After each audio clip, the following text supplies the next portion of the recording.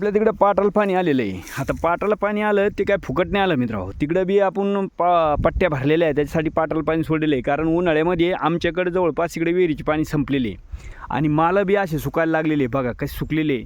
आणि पाटाला पाणी आलं आहे ते 9-10 दिवस त्याचं रोटेशन राहतं, त्याच्यानंतर ते बंद होतं, नंतर 15 दिवसाला सोडी दे.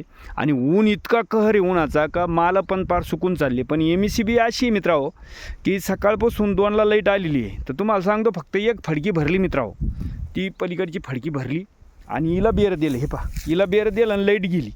म्हणजे एक तर लाईट टायमिंग टाकीतच नाही ते, आणि त्याच्यात परत ये जाय करून आता जीच 1-1.5 तासापासून लाईट जायले. म्हणजे 2ला येते दुपारात, रात्री 10ला जाते. म्हणजे अशी गत आहे मित्रांनो, आई भीक मागून देईना आणि बाप खाऊन देईना अशी पद्धत शेतकरीची सध्या चालू आहे.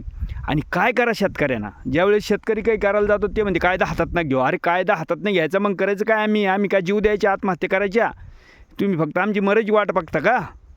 चला ठीक आहे मित्रांनो, पण त्यांना दाखिल्याशिवाय आपल्याला एकजुटीनंच लढा उभा करणार. इतकी परेशान करतात, इतकी म्हणजे सकाळी 2 वाजले बघ आपण उन्हातान्हात उभा आहे आणि एकीकडे लाईटीचं पत्ता नाही.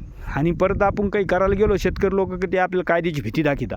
पण आता गप्प बसायचं नाही मित्रांनो, बस. आता त्यांना सांगितलेलं आहे, ते म्हणते आता फॉल्ट आहे, आता फॉल्ट आहे ते बघू आता निघतो काय, नाही तर यांना दाखवतोच आता काय.